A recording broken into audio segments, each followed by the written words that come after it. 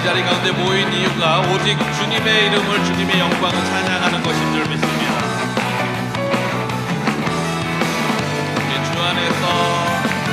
우리 주 안에서 노래하며 주의 이름 찬양해. 사로 그 문에 들어가 주 이름 송축하네. 진실한 찬양하네.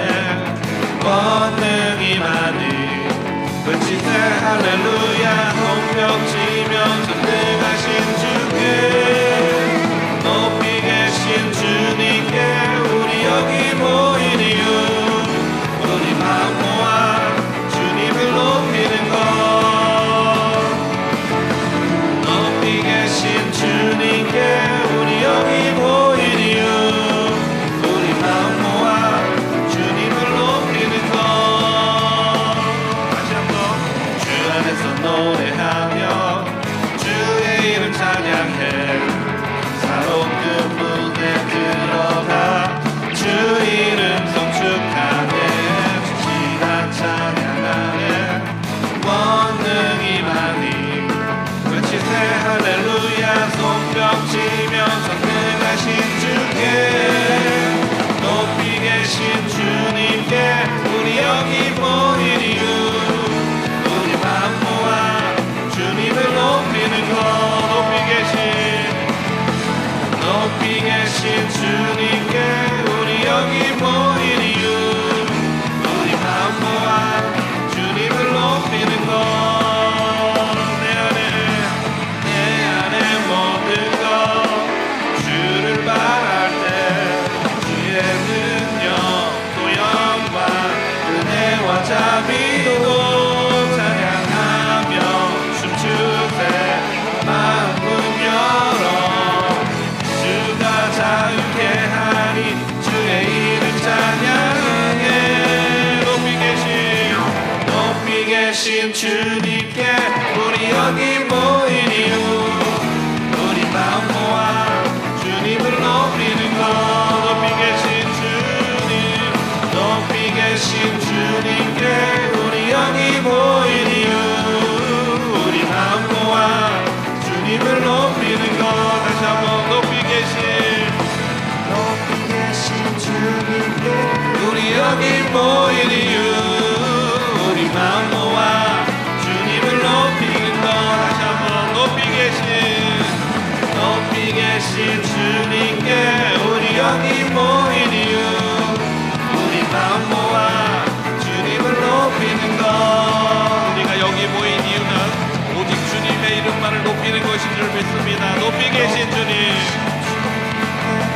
높이 계신 주님께, 높이 계신 주님께, 높이 계신 주님께, 높이 계신 주님께, 높이 계신 주님께, 높이 계신 주님께. 할렐루야. 주님 앞에 감사와 영광의 박 돌려드립니다. 아멘. 성도여 다 함께 거룩하신 주님의 이름을 찬양하며 믿음의 고백으로 주님의 이름을 높여드리며 나아가기 원합니다.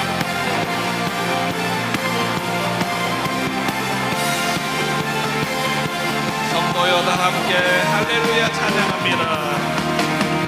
성도여 다 함께 할렐루야 주 찬양하여라. 한번 성도여 다 함께 할렐루야 주 찬양하여라. 할렐루야 주보좌 앞에서 택하신 은혜를 다 찬송하여라. 할렐루야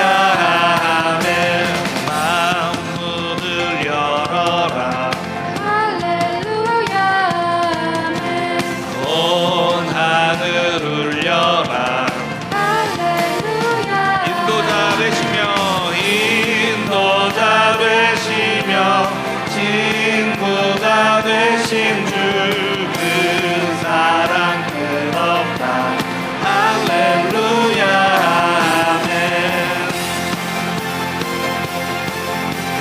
마음과 뜻과 정성을 다해서 주님의 이름만을 높여드리기 원합니다. 할렐루야. 주 찬양, 주 찬양하여라. 할렐루야. 찬양은 끝없다. 할렐루야. 아멘.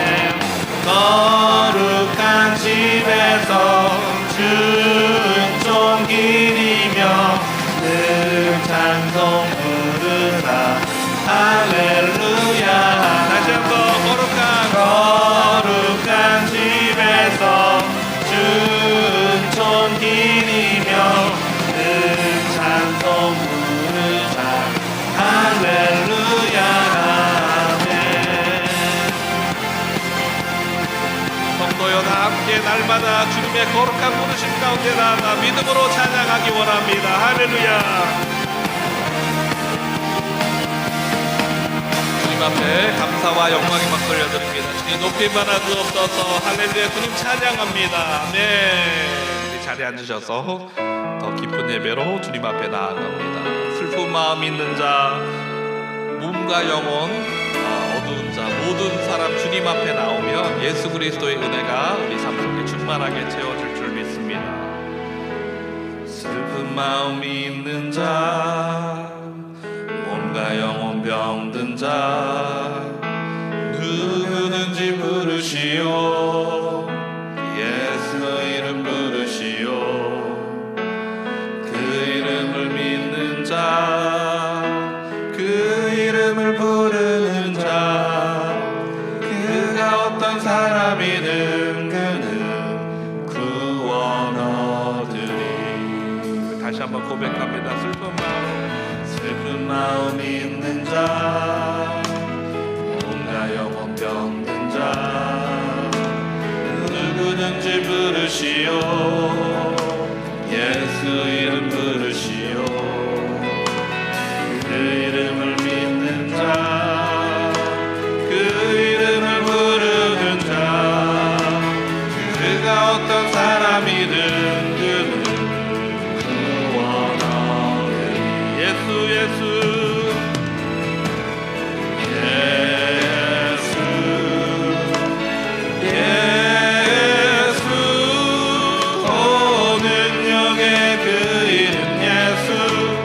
외쳐 부르네. 예수 예수 오 구원의 그 이름 예수 나 외쳐 부르네. 예수 그리스도.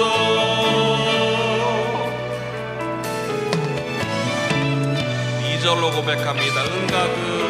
가금 내게 없으나 가진 건 너에게 주니. 여의 이름 예수라. 그 이름을 붙드시오. 그 이름을 믿는 자, 그 이름을 외치는 자, 그가 어떤 사람이든 그는 주의 영광 보리라.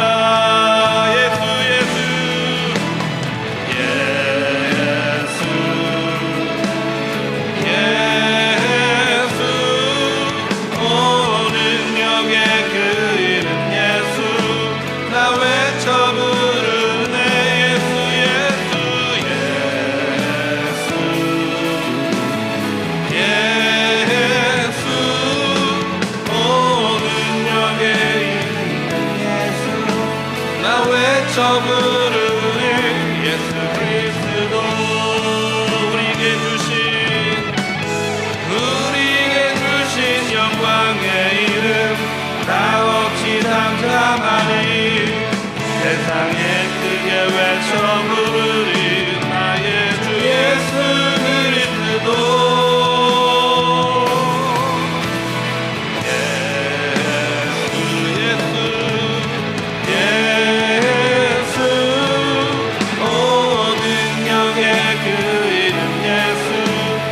외쳐 부르네.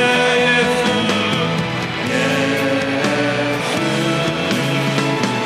예수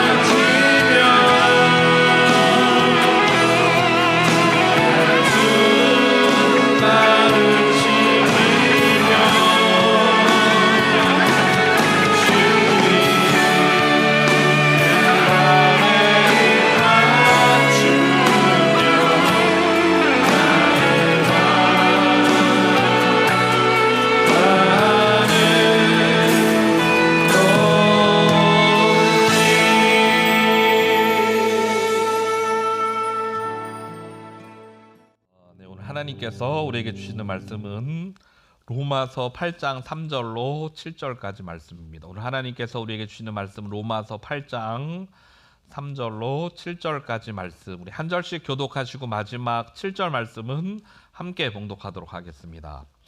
율법이 육신으로 말미암아 연약하여 할 수 없는 그것을 하나님은 하시나니 곧 죄로 말미암아 자기 아들을 죄 있는 육신의 모양으로 보내어 육신의 죄를 정하사 육신을 따르지 않고 율법의 요구가 이루어지게 하려 하심이니라. 육신을 따르는 자는 육신의 일을, 영을 따르는 자는 영의 일을 생각하나니.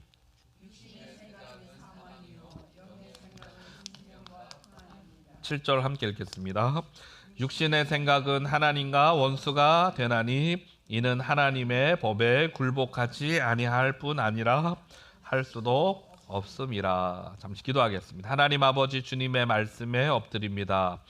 우리의 마음판을 기경하여 주시고 주님의 생명의 말씀의 씨앗을 심겨주시고 그 말씀의 씨앗이 뿌리를 내리고 줄기를 내고 잘 자라나서 하나님 기대하시는 풍성한 열매가 우리 인생 가운데 주렁주렁 열매 맺도록 역사하여 주옵소서. 함께 하실 주님을 찬양하고 감사드리며 살아계신 예수 그리스도 이름으로 간절히 기도하옵나이다.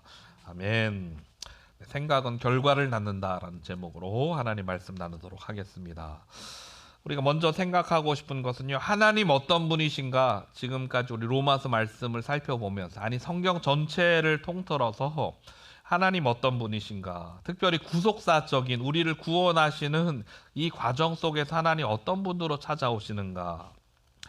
하나님은요, 길만 제시하고 야 너희들이 구원받는 길이 이 길이야, 열심히 지금부터 달려, 시작, 이렇게 하면서 우리가 열심히 달리는 모습을 뒷짐지시거나 팔짱 끼고 그냥 바라보시는 분이 아니다. 하나님은요, 우리의 구원의 완성을 위해 적극적으로 우리 인생 가운데 개입하시고 찾아오셔서 우리의 손을 잡고 이끌어 가시는 분이 하나님이시다. 이 말을 조금 유식한 말로 하면요, 구원의 주체가 내가 아니라 하나님이 구원의 주체가 되신다, 이런 뜻이에요. 쉬운 말로 하면 우리는 구원받을 때 내 혼자 힘으로 내가 주체적으로 할 수 없다. 물에 빠져 죽어가는 사람은 스스로 그 물에서부터 빠져나와서 자기 목숨을, 생명을 건질 수 없어요. 밖에서 누군가가 그의 손을 잡아주고 건져내야지만 구원받을 수 있는 거예요. 하나님께서 우리의 구원 사역을 이루어 가실 때 하나님 어떤 분이신가? 주체적, 구원의 주체로서 우리 구원을 완성하시는 아버지가 되신다. 그래서 신앙의 핵심은 뭔가 하면요, 그 구원의 주체가 되시는 하나님을 의지하는 것, 이게 신앙의 핵심이라고 할 수 있습니다. 시골교회 한 목사님이요, 논두렁길을 이렇게 운전을 해서 가고 있는데 교회 권사님, 노 권사님이 머리에다가 보따리 하나를 이고 이렇게 걸어가고 계시는 거예요. 그래서 목사님이 옆에 지나가면서 차를 세우고, 권사님 빨리 타세요. 어디까지 가세요? 제가 모셔다 드릴게요. 아이 괜찮아요 목사님, 그냥 가세요. 아니 빨리 타세요. 제가 태워드릴게요. 권사님을 태우고 차를 운전해서 목적지까지 가는데, 잠시 운전을 하다가 백미러를 통해서 보니까 권사님이 어떻게 하고 있는가 하면요, 계속해서 보따리를 머리에 이고 있는 거예요. 깜짝 놀라가지고 목사님께서 아유 권사님, 그 옆에다가 짐 내려놓고 편하게 가시면 되는데 왜 자꾸 보따리를 이고 가세요? 그랬더니 권사님께서 하시는 말씀이, 아유 목사님, 차 얻어 탄 것도 미안한데 내가 어떻게 짐까지 맡겨요, 이러시면서 가시더래요. 참 웃지 못할 이야기인 것이죠. 우리가 신앙생활하며 갈 때 하나님께 모든 걸 맡겨드리고, 사실 구원의 주체 되신 하나님 앞에 우리의 모든 것을 맡겨드리는 것이 합당함에도 불구하고 우리는 그렇지 못하게 권사님과 같이 자기의 짐을 머리에 이고 스스로 끙끙하며 신앙생활할 때가 있다라는 것이죠. 그래서 참 신앙이란 스스로 힘이 아니라 하나님을 의지하는 것, 이게 핵심이다. 구원조차도 내 힘이 아니라 하나님께서 성취해 가신다, 이것을 믿는 거예요. 우리는 연약하고 실수하고 넘어져도 하나님께서 일으키신다라는 거죠. 어린아이가 아버지와 함께 돌다리를 건너갈 때 아이가요 약한 힘을 가지고 돌다리에 넘어질 수 있으니까 아버지 손을 꽉 잡는데 아이 힘이 얼마나 세겠어요. 아버지의 잡았던 손을 놓칠 수 있지만 우리가 그 손을 놓치는 순간 아버지는 더 강한 팔과 힘과 능력으로 아이의 손을 잡아챌 거예요. 하나님께서 우리가 주님의 손을 잡고 믿음으로 쫓아간다 하지만 때로는 연약하여 넘어질 수 있고 실족할 수 있고 좌절하고 포기할 수 있지만 그때 하나님께서 더 강한 손을 펴셔서 우리의 발을 붙잡아 주시고 우리를 일으켜 세워 주신다라는 것이죠. 이것이 바로 하나님께서 우리의 구원을 완성해 가는 모습입니다. 율법의 요구를 충족할 수 없는 우리를 위해서 율법을 다 지키면 거룩한 자로 의로운 자로 구원받을 수 있어. 그렇지만 하나님께서 뒷짐지고 서서 너희가 율법을 잘 지키나 못 지키나 한번 보자 하지 않으시고 구원의 크신 팔을 펼쳐 내셔서 우리의 손을 꽉 잡아주셨는데 그게 바로 예수 그리스도셨어요. 3절에 보니까 곧 죄로 말미암아 자기 아들을 죄 있는 육신의 모양으로 보내어 육신의 죄를 정하셨다라고 기록합니다. 죄를 정했다라는 것의 원어적인 의미는요, 죄에 대해서 유죄 선고를 내리셨다, 심판하셨다 이런 뜻이에요. 예수님이 십자가에 죽으심으로써 죄에 대한 형벌을 내리신 거죠. 예를 들어서 우리가 누군가 죄를 지면 법원에 가서 재판을 받잖아요. 그리고 재판장이 결정을 내립니다. 심판 선고를 합니다. 당신은 징역 몇 년형입니다 라고 하는 것이 죄를 정했다라는 뜻이에요. 당신의 죄값은 사망인데 이제 사형과 같은 것인데 그 죄를 대신해서 예수 그리스도께서 지셨다라는 것이죠. 이게 죄를 정하셨다. 또 한 가지 죄를 정했다는 것은요, 죄의 권세를 무력화시켰다라는 거예요. 누군가 큰 빚을 지면요, 채권자가 찾아와가지고 밤이고 낮이고 문을 두드리며 전화하고 위협하면서 돈을 갚으라고 닥달을 합니다. 그런데요, 누군가 그 큰 금액을 대신해서 갚아주면 더 이상 채권자는 채무자에게 찾아와서 돈을 갚으라고 요구할 수 없는 거예요. 예수님께서 죽음의 값을 치르셨기 때문에 십자가상에서 더 이상 사망의 권세는 우리에게 죄값을 물을 수 없게 되었다. 이게 바로 죄를 정했다라는 뜻이죠. 예수님께서 죄를 다 치르셨기 때문에 죄값을 다 정하셨기 때문에 우리는 더 이상 거기로부터 자유롭게 되었다. 이렇게 하나님은요, 그분의 열정과 그분의 긍휼에 의지해서 우리가 죄의 늪에 빠져 죽어가던 우리를 건져내셨어요. 우리가 이것을 묵상하면 묵상할수록 얼마나 감사하고 귀한 일인지 모르겠습니다. 나의 힘으로, 나의 능력으로, 나의 어떠함으로, 인격으로도, 나의 능력으로도, 나의 모든 신앙의 삶을 통틀어도 구원받을 수 없는 존재인데 하나님 스스로가 그분의 긍휼과 그분의 성품에 의지해서 우리를 건져내셨다라고 생각한다면 얼마나 감사한 일인지 모르겠어요. 전 여러분들이 날마다 이 하나님의 은혜를 기억하며 감사함 가운데 서게 되기를 주 이름으로 축복합니다. 그런데 이 말이요, 우리가 구원을 이루어 가는데 아무것도 할 필요가 없다. 주님이 다 하셨잖아요. 주님이 크신 발로 우리가 넘어지면 일으켜 세우시고 우리를 끌고 가셨잖아요. 그러니까 우리는 아무것도 할 거 없는 거 아닙니까? 이렇게 얘기할까 봐 우리가 지금까지 사도 바울의 로마서의 메시지를 살펴보았죠. 그 두 가지로 살펴봐. 칭의와 성화. 칭의라는 것은 우리 인간의 어떠함도 개입할 수 없는 거예요. 하나님의 선택, 하나님께서 우리를 건지셔서 우리를 택하시기로 결정하셨어요.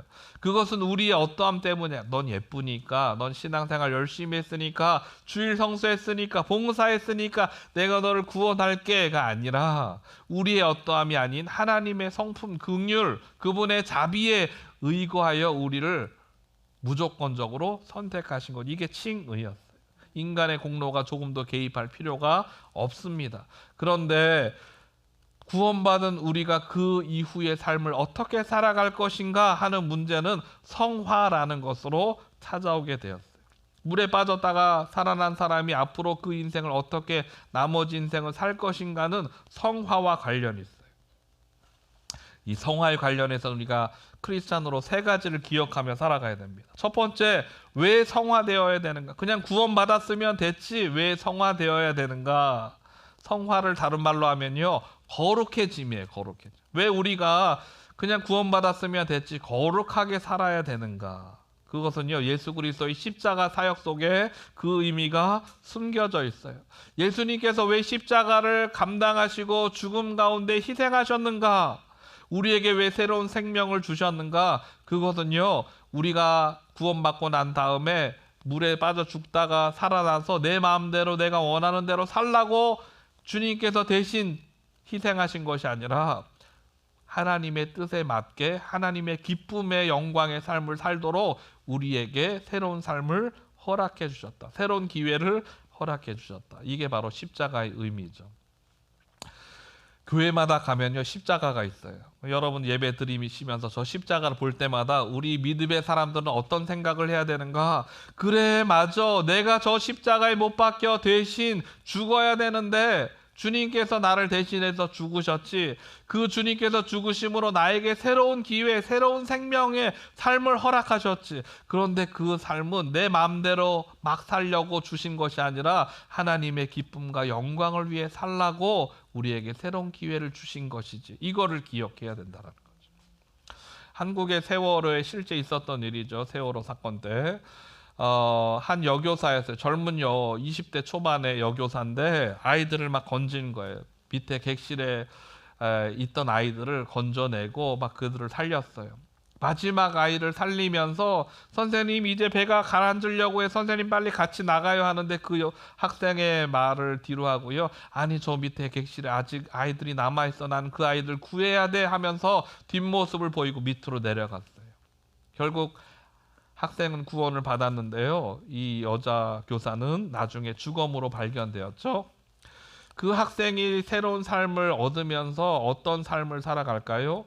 그 세월호 사건을 떠올릴 때마다, 그 장소를 지나갈 때마다 선생님의 뒷모습을 기억할 거예요. 선생님이 자기의 목숨을 희생하면서 나에게 새로운 삶을 주셨는데 내 마음대로 막 살라고 그러셨을까? 그렇지 않을 거야. 아마도 평소에 나에게 그분은 늘 가르치시면서 참된 아이가 돼야 돼, 바른 사람이 되어야 돼, 그렇게 가르치지 않았겠어요? 그 유언과 같은 메시지에 부응하는 삶을 살아야지 하면서 그 마음의 각오를 가지고 그 학생은 살아갈 거예요. 우리가 십자가를 지고 살아간다라고 하는 우리 믿음의 크리스천들이 바로 그런 거죠. 주님께서 우리에게 새로운 생명을 허락하신 것은 하나님 기뻐하시는 영광의 삶을 살라고 우리에게 새로운 생명을 주셨다. 그게 바로 거룩해져야 되는 이유인 것이죠. 두 번째 질문. 우리가 그럼 왜 거룩해져야 되는가에 대해서 질문했다면, 두 번째, 주님은 우리의 거룩한 삶을 위해서 죽으셨다면 이 거룩이라는 것, 이게 과연 무엇일까? 거룩에 대한 정의가 우리는 갖고 있어야 돼요. 한마디로 요약해서 말하면요, 거룩이란 것은 율법이 요구하는 삶, 이게 거룩이에요. 하나님이 말씀을 통해서 율법을 주셨잖아요. 이 율법이 요구하는 삶이 거룩이에요. 율법은 하나님이 원하시는 삶의 모습을 그대로 우리에게 표현해주고 있습니다. 율법 자체가 나쁜 것이 아니에요. 하나님의 뜻과 의지가 담겨있는, 하나님께서 구원을 완성하시기 위한 표지판과 안내판과 같은 것이 율법이었다. 첫 번째, 우리가 성화 왜 거룩해져야 되는가 질문했다면 그 이유를 알았어요. 예수 그리스도의 십자가의 희생 때문에 새로운 삶을 살기를 원하는 유언과 같은 메시지가 있지. 그러면 우리가 거룩한 삶이 구체적으로 뭐야? 라고 하는 두 번째 질문에 대한 답은 율법이었어요. 세 번째, 그러면 우리가 어떻게 율법이 거룩한 말씀을 지킬 수 있는가? 이런 질문을 합니다. 이게 바로 오늘 본문이에요. 거룩은 성령의 사역입니다.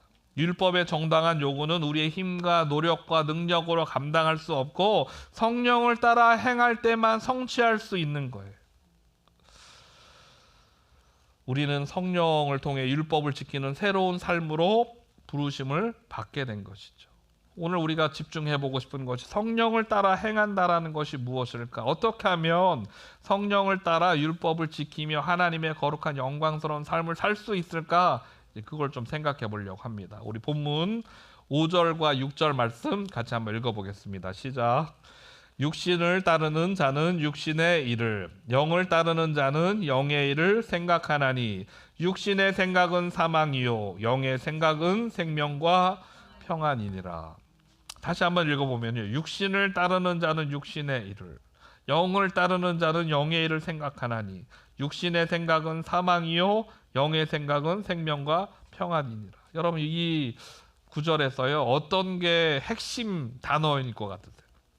육신, 영, 사망, 생명, 평안. 여러분, 어떤 게 이 구절의 핵심이라고 생각하세요? 이 말씀의 핵심 단어는요 생각이에요. 생각.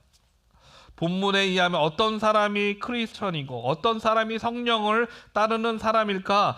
생각하는 사람이 크리스천이고 생각하는 사람이 성령을 따르는 사람이다. 이렇게 얘기하고 있어요. 생각한다는 말을요 원어적으로 해석을 해보면 어떤 일에 몰두한다 이런 의미가 있어요. 우리의 전심, 우리의 열망과 관심과 우리의 모든 시간과 열정과 에너지를 집중해서 투자하고 있는 것, 이게 생각한다라는 거예요. 여러분의 시간과 돈과 힘과 열정과 에너지를 어디에다 헌신하고 계세요? 모두에게 똑같이 24시간이 주어졌는데 나는 어떤 일에 나의 열정과 에너지를 헌신하고 거기에 할애를 하고 있는가? 로마서에 의하면요 생각과 삶의 관계는 매우 밀접합니다. 생각이 결과를 낳는다는 말이 있는 것처럼 우리가 생각하는 것이 우리의 말로 표현이 되고 우리 행동으로 옮겨지고 결국에는 그게 인생의 방향을 결정하는 거예요. 생각이 인생을 결정하는 것이죠. 심리학자들에 의하면요 일반적으로 한 사람이 하루 동안 생각하는 시간이 2만여 개 정도 된다고 해요. 우리가 아침에 일어나서 교회 나오기까지도 수많은 생각들을 하고 나왔을 거예요. 머릿속에 계속해서 생각들이 굴러갔을 겁니다. 그런데 그 많은 생각들 중에서 주님을 향한 생각이 얼마나 되는가, 그리고 그 가운데 주님의 뜻을 물으며 주님 이렇게 할까요? 저렇게 할까요? 주님께서 어떤 것을 원하십니까? 라고 주님께 물어보고 결정한 일 얼마나 되는가. 우리는요 많은 경우 육신의 생각에 사로잡혀서 거기에 속에서 막 허덕일 때가 많습니다. 육신의 생각은요 오늘 성경의 메시지와 같이 우리를 파멸로, 죽음으로 이끕니다. 영의 생각은 생명으로, 평강으로 이끌지만 육신의 생각은 우리를 죽음으로, 파멸로 이끌게 되어 있어요. 근심하고 두려워하는 마음은 하나님이 주시는 마음이 아니에요. 주님께서 너희를 향한 나의 생각은 내가 안 하니 소망이요 장래의 희망을 주려는 것이 주님의 생각이라 말씀하세요. 두려운 생각, 부정적인 생각이 떠나가게 되기를 주의 이름으로 축복합니다. 부정적인 생각은 부정적인 입술, 부정적인 말을 낳게 되어 있어요. 부정적인 입술의 결과는 얼마나 파괴적인지 몰라요. 일본의 한 수도원에 가보면 12그루의 나무가 심겨져 있다고 해요. 근데 그 나무마다 전부 다 12제자의 이름이 다 기록이 되어 있어요. 팻말이 있는데 유독 가롯 유다라고 써있는 나무만 자꾸 비실비실 말라가고 있는 거예요. 수도사들이 이상하다 생각돼서 그 나무 팻말을 다른 나무랑 바꿨어요. 그랬더니 바꿨던 나무는 시들시들해졌던 나무는 다른 힘으로 바꾸니까 잘 자라나고 가롯 유다라고 하는 또 나무는 또 시들시들해 말라가는 거예요. 왜 그럴까? 수도사들이 관찰을 했더니요 수도원에 방문하는 사람들이 지나다니면서 가롯 유다 나무 앞에서 이 가롯 유다 나쁜 놈 막 이렇게 안 좋은 말을 하니까 그 말을 들어서 나무가 메말라 갔다라고 합니다. 이처럼 육신의 생각, 육신의 말, 육신의 행동은 얼마나 파괴적인 영향력을 갖는지 모릅니다. 반면에 성령의 생각, 은혜의 생각, 하나님의 생각, 우리의 삶을 생기 있게 하고 생명력이 넘치게, 평안이 넘치도록 바꾸어 주는 것이죠. 육신의 일을 따르는 자는 육신의 일을, 영을 따르는 자는 영의 일을 생각한다고 했어요. 그래서 오늘 우리가 하고 싶은 것은 성령을 쫓아 성령의 일을 생각하는 것, 이런 것을 좀 훈련하는 것을 배우려고 하는데요. 무엇이 성령의 생각이고 성령의 인도하심인지 우리가 식별할 수 있어야지 그걸 쫓아갈 거잖아요. 우리에게 두려운 마음, 우리에게 겁을 주는 마음, 불안한 마음, 이거는 결코 그 생각이 아무리 합리적이고 이성적인 것처럼 보일지라 할지라도 결코 하나님이 주시는 마음이 아니에요. 그럴 때 우리는 그걸 알면 거절할 수 있어요. 이 생각은 하나님으로부터 오는 게 아니야. 나는 이 생각을 거절할 거야 라고 할 수 있어요. 하나님이 주시는 생각, 성령의 생각을 우리가 식별할 수 있으면 그 생각을 좇아서 우리가 그 생각을 말로 하고 행동으로 옮기고 마음에 품어서 그것이 이루어지도록 우리 인생 가운데 결과를 낼 수 있도록 그렇게 움직여갈 수 있다는 것이죠. 그래서 오늘 시간에는요, 성령의 생각을 식별하는 기준 5가지 기준을 생각해 보려고 해요. 여러분 주보에 보시면 5가지 기준이 잘 나와 있어요. 노트할 수 있도록 하 집사님께서 제안을 주셨어요. 요즘에 한국에 가면 큰 교회 중심으로 주보가 없어요. 그래서 온라인 상에서 아니면 뭐 셀폰 메시지로 이렇게 주보를 줍니다. 뭐 우리가 작은 교회나 뭐 상관없지만 큰 교회는 이거 예산만 해도 주보 만드는 것도 막 한국 돈으로 몇 억씩 막 드는 거예요. 그러니까 그 큰 돈을 세이브할 수 있으니까 더 건설적인 곳에 사용할 수 있다. 성도님들도 뭐 주보 한번 보고 그냥 버리고 막 이렇게 돌아다니니까 낭비다. 그래서 없애는 추세라고 합니다. 그러면서 하 집사님 제안을 하셨어요. 우리는 뭐 그렇게 하기가 뭐 마땅치 않으니까 그러면 하루만 쓰는 주보 말고 일주일을 쓰는 주보 하면 좋겠습니다. 그래서 어떻게 하면 일주일을 쓰는 주보가 될까요? 했더니 설교 노트 하면 좋겠다고 하시더라고요. 그러면 일주일 동안 설교 또 들은 거 노트 하신 거 여러분들 기록하신 거 보시면서 삶에서 훈련도 하시고 적용할 수 있으니까 이 용도가 일주일로 늘어날 수 있을 것 같습니다. 좋게 생각이 돼서 그렇게 바꿨어요. 그래서 여러분들 주보 노트에다가 기록하실 말씀 있으면 또 기록도 하시고 일주일 동안 가지고 다니시면서 기억하시고 훈련하시면 좋을 것 같아요. 성령의 생각을 식별하는 5가지 기준. 첫 번째 한번 따라 보겠습니다. 성경과 일치하는가? 내가 지금 나에게 들어온 이 생각이 성경하고 일치하는가 그렇지 않은가, 이걸 통해서 성령의 생각인지 아닌지를 식별할 수가 있어요. 디모데후서 3장 16절 17절에 보면 모든 성경은 하나님의 감동으로 된 것으로 교훈과 책망과 바르게 함과 의로 교육하기에 유익하니 이는 하나님의 사람으로 온전하게 하며 모든 선한 일을 행할 능력을 갖추게 하려 함이라. 내가 지금 생각하는 것이 이미 모든 성령이 하나님의 감동, 루아흐, 성령의 입김으로 만들어진 것이에요. 그래서 하나님께서 우리에게 성령을 통해 주시는 생각이라면 이 성경과 동일한 맥락을 유지하고 있다는 것이죠. 성령의 생각은 항상 성경과 일치합니다. 그래서 우리가 어떤 생각이나 결정에 대해서 내가 이걸 결정하기 전에 하나님의 뜻인가 성령의 뜻인가 아닌가를 식별하기 가장 쉬운 방법은 성경의 메시지와 일맥상통하는지를 보면 알 수 있어요. 그래서 우리가 날마다 말씀을 묵상하고 큐티하고 성경을 잘 아는 것이 굉장히 큰 유익이 있는 거 바로 여기에 있어요. 때는 우리가 생각할 수 있어요. 거짓말해도 괜찮아. 하나님은 사랑이시잖아. 다 용서해 주실 거야. 여러분 이런 생각들 우리 들 때 있잖아요. 거짓말해도 돼. 뭐 어차피 하나님 다 용서해 주니까. 그런데 이것은요, 성경에 비춰보면 하나님의 사랑을 강조하면서 죄를 정당화하는 논리가 될 수 있어요. 어차피 용서해 줄 거니까 죄를 지어도 괜찮다는 태도는 로마서 6장 2절 1절 2절에서 우리가 살펴보았던 것처럼 그런즉 우리가 무슨 말을 하리요 은혜를 더하게 하려고 죄에 거하게 했느냐, 결코 그럴 수 없다. 성경을 잘 아는 사람은 이런 판단을 할 수 있는 거예요. 내가 원한 게 아니야. 상황이 어쩔 수 없었어. 모두가 다 그렇게 하는데 나 혼자 이걸 어떻게 그렇게 삽니까? 책임을 회피하며 죄를 정당화하는 것. 야고보서에서는요, 오직 사람이 시험받는 것은 자기 욕심에 끌려 미혹됨이니 욕심이 잉태한 즉 죄를 낳고 죄가 장성한 즉 사망을 낳느니라. 야고보서에서는 우리에게 뭐라고 말하는가 하면요, 상황이 어쩔 수 없어서 환경 때문이 아니야. 가만히 보면 너의 마음이 욕심에 이끌려서 그렇게 된 거야 라고 얘기합니다. 실제로 상황 때문에 환경 때문에 그런 게 아니라 우리 마음이 죄를 허용하고 그것을 따르려는 마음이 있다라는 것이죠. 한 번만이야, 이번 정도는 괜찮지 않겠어. 난 이번만 이렇게 딱 한 번만 눈 감고 죄를 짓고 다음부터는.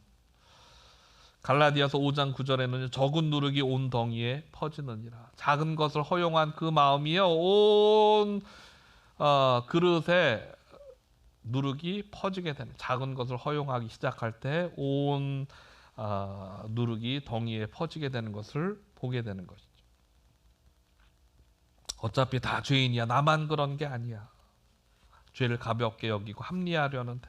고린도서에서는요, 이는 우리가 다 반드시 그리스도의 심판대 앞에 나타나게 되어 각각 선악간에 그 몸으로 행동한 것에 따라 판단받으려 함이라.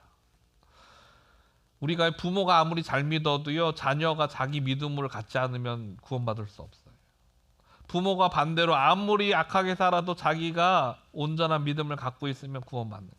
각자의 행한 대로 보응을 받게 돼요. 다른 사람이 다 죄인인데 나만 그런 게 아닌데 왜 나만 갖고 그래? 라고 할 수 없다라는 것이죠.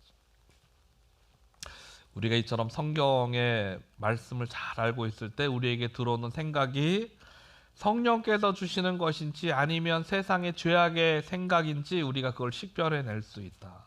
전 여러분들이 날마다 말씀을 묵상하게 되기를 주의 이름으로 축복합니다. 두 번째로 한번 따라해 보겠습니다. 예수님의 성품과 일치하는가? 성경하고 일치하는가 이를 우리가 식별의 기준으로 삼아. 두 번째는 예수님의 성품하고 일치하는 건가? 빌립보서 2장 5절에 너희 안에 이 마음을 품으라 곧 그리스도 예수의 마음이니. 우리가 때로 관계하다 보면요, 저 사람 나한테 너무나 잘못한 거예요. 절대 용서 못해. 아무리 따져봐도 내가 이성적으로 합리적으로 따져봐도 저 사람이 분명히 100번 잘못한 거야. 절대 용서 못해. 예수님 같으면 어떻게 하실까? 예수님은요, 마태복음 6장에 너희가 사람의 잘못을 용서하면 너희 하늘 아버지께서도 너희를 용서하시려니와. 예수님의 마음, 예수님의 생각을 우리의 마음에 품는 거예요. 당장 입으로 나가지 않지만 마음에 닭이 알을 품듯이, 그리고 오랜 시간이 지나면 이게 부화가 되는 거예요. 그런 것처럼 우리 마음에 성령의 생각을 품고 있으면 이게 말로, 행동으로 그렇게 드러나기 시작해요. 우리 인생의 생각이 삶의 결과를 만들어내는 거죠. 내가 이렇게 큰 일을 했는데 다른 사람들이 왜 나를 알아봐주지 않고 인정해주지 않아? 교만한 마음에서 나올 수 있어요. 야고보서에서는 하나님이 교만한 자를 물리치고 겸손한 자에게 가까이 한다.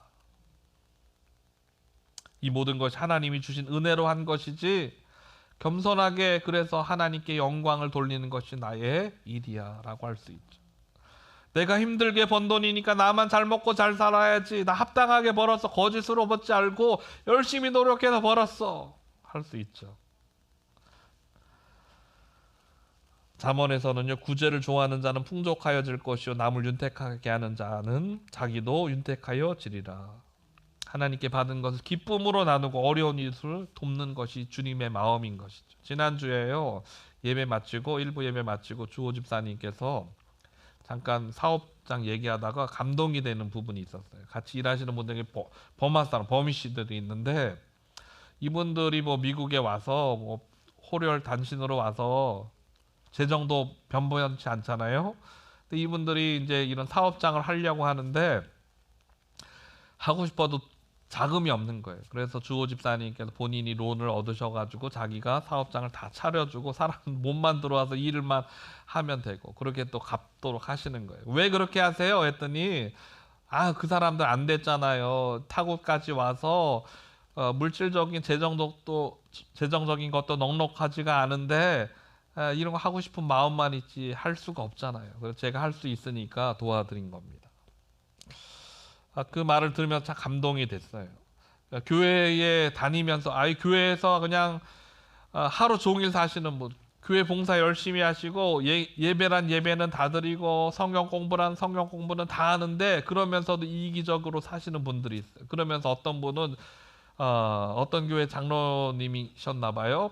그 분이 사업장을 하시고 일하시는 걸 보면서 주변 사람들이 이렇게 얘기하더래요. 저분 장로란 얘기 안 했으면 더 좋았을 걸.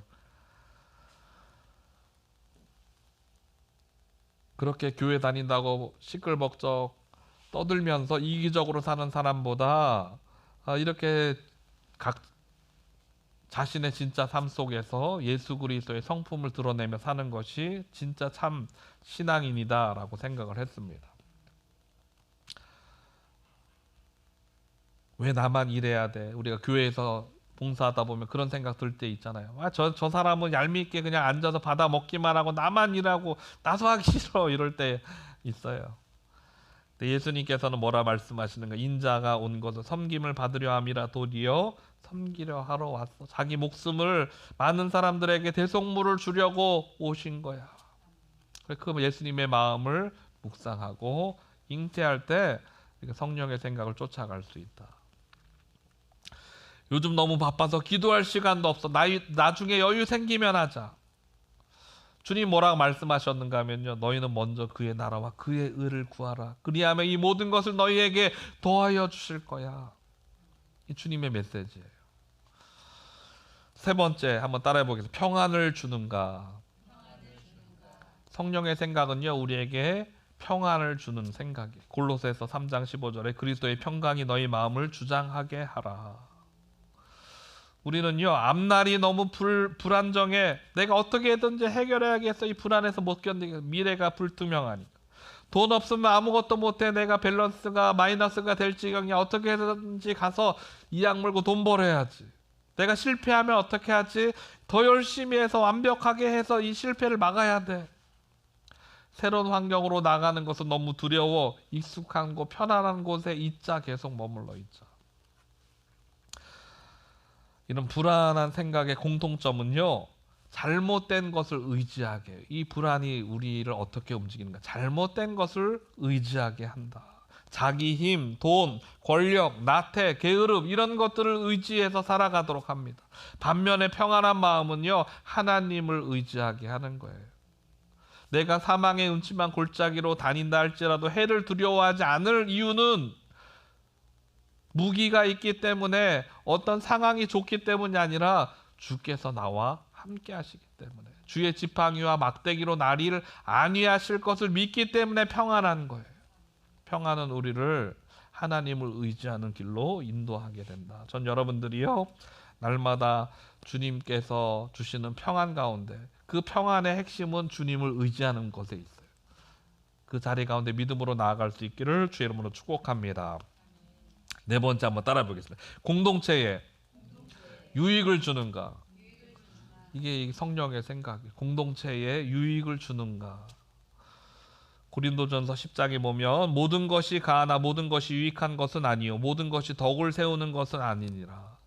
말이라고 해서 봉사라고 해서 우리가 잘 섬긴다고 해서 이 모든 게 다 할 수 있는 일이긴 하지만 다 유익이 되는 건 아니다. 시와 때가 중요하다. 나는 바빠서 봉사 못해 다른 사람이 하면 되지. 내 의견이 제일 소중해. 내가 원하는 대로 해야 돼. 저 사람은 나랑 안 맞아. 그냥 무시해버리고 싶어. 하고 싶은 말을 나는 다 해야 돼. 나는 바른 말만 해. 내 안에 있는 걸 다 속 시원하게 얘기해야지.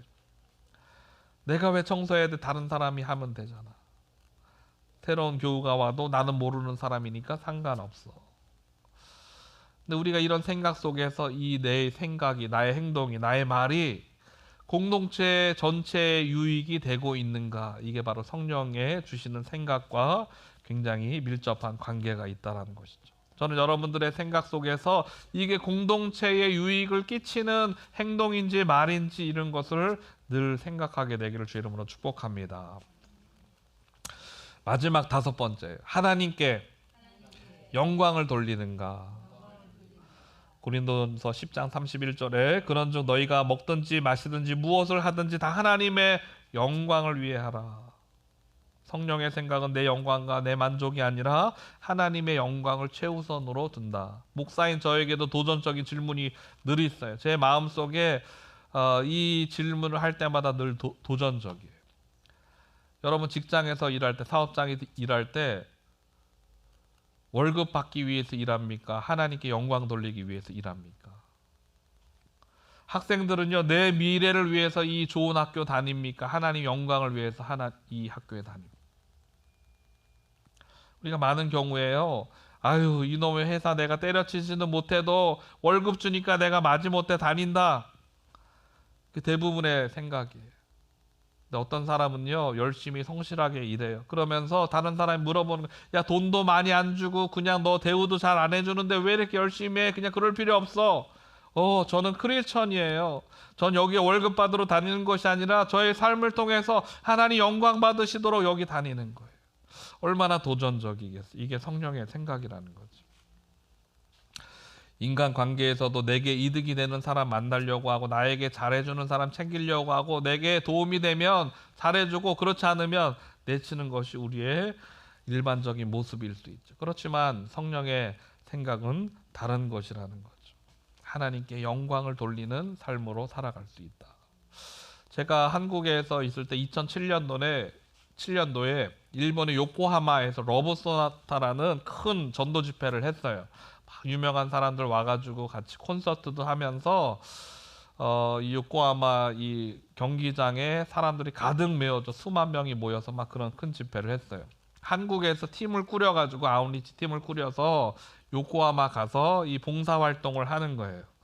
그런데 그 팀원 중에 한 명이 유키오라는 일본 자매가 있었어요. 한국에 와서 살고 있었는데 이 자매가 자기도 요코하마 같이 가서 봉사하겠습니다. 팀원이 되었어요. 그리고 같이 팀을 꾸려서 20여 명의 청년들과 함께 요코하마로 갔습니다. 일주일 내내 아주 은혜로운 그런 집회를 했어요. 어떤 사람 안내도 하고 브로셔 나눠주기도 하고 막 이런 것들을 우리가 섬긴 거죠. 그리고 마지막 다 집회가 끝나고 마지막 날 내일이면 이제 한국 가는 거예요. 저녁에 그 요코하마 경기장 앞에 와가지고 여름이었는데 공터에 앉아가지고 빙그럽게 둘러 앉아가지고 서로 일주일간 있었던 이야기들 피드백 나누는 시간이었어요.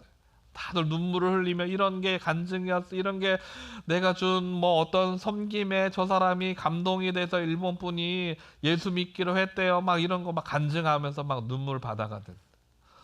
좋은 분위기 가운데 있는데 이 일본 분이었던 유키오라는 자매가 갑자기 찬물을 확 끼얹는 발언을 한 거예요.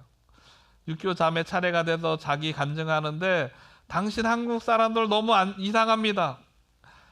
깜짝 놀랐어요. 왜 그러지? 가만히 말을 들어보니까 내가 한국에서 사는데 한일전 축구 경기 할 때마다 한국 사람들 나한테 와서 야, 유키오 너 어느 편이야? 어느 편 응원해? 막 이렇게 물어본다는 거예요. 독도 문제가 불거질 때마다 찾아와가지고 유키오 독도가 누구 땅에, 일본 땅에, 한국 땅에 막 물어본다라는 거예요. 근데 이 자매가 그 다음에 이었던 말이요, 제 머리를 한 대 쾅 쳤어요. 뭐라 그러냐면, 너와 내가 사람과 사람으로 만났는데 독도가 누구 땅이냐가 뭐가 중요해?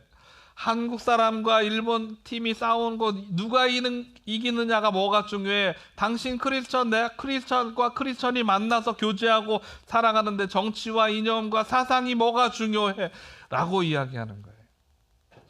그러면서요, 충격적으로 자기가 한국에 와서 사는 이유를 설명하는데, 내가 한국 가서 사는 거는 당신들이 생각하는 일본 사람들 다 안 좋게 생각할 수 있는데 나 같은 생각을 가지고 사는 사람이 있다는 거 보여주려고 한국에 와서 크리스천으로 살아간대요.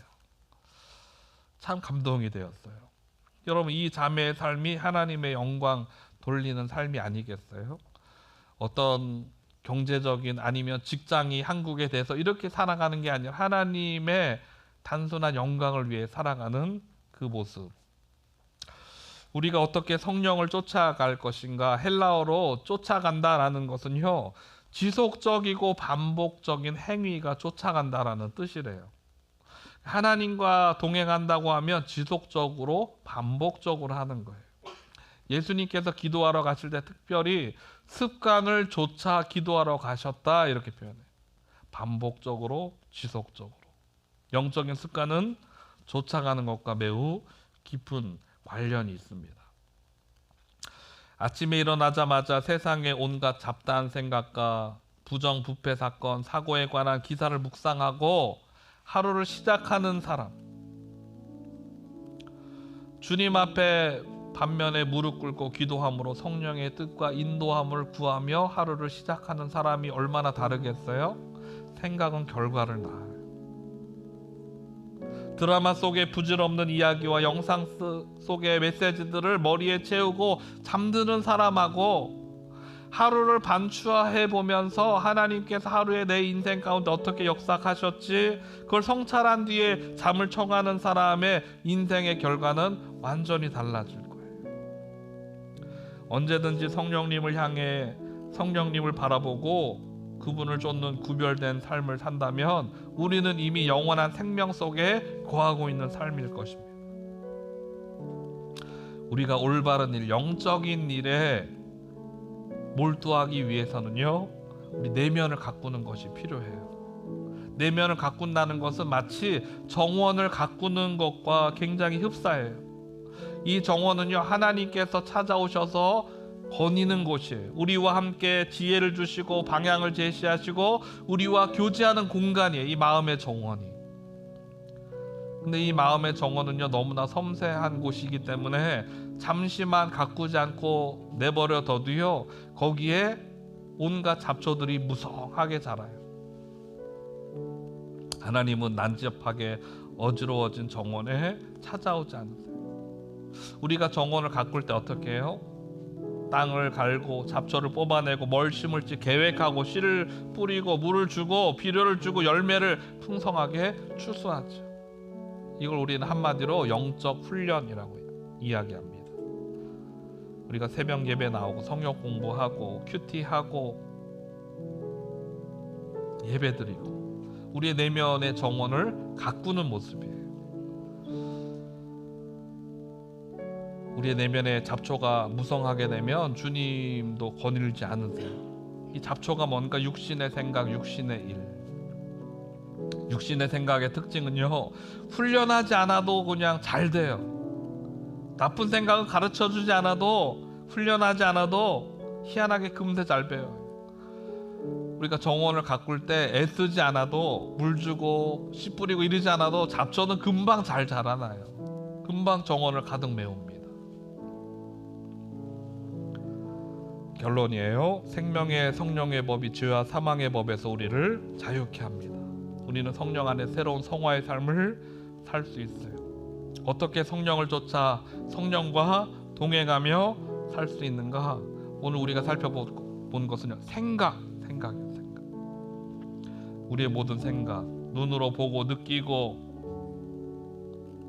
우리가 살아가는 동안 수많은 생각들이 우리 가운데 찾아오는데 성령의 생각이 나를 주관하고 다스리도록 그 생각을 붙잡고, 죄의 생각, 어둠의 생각이 찾아올 때 그걸 결연히 끊어내고 거부하고 성령의 생각을 우리 마음에 품고 마치 닭이 알을 품듯이, 그리고 그 생각이 우리 안에서 부화해서 우리의 입술의 말로, 행동으로, 삶의 결단으로, 태도로 나타나도록 하는 것, 이게 성령을 따르는 삶이래요.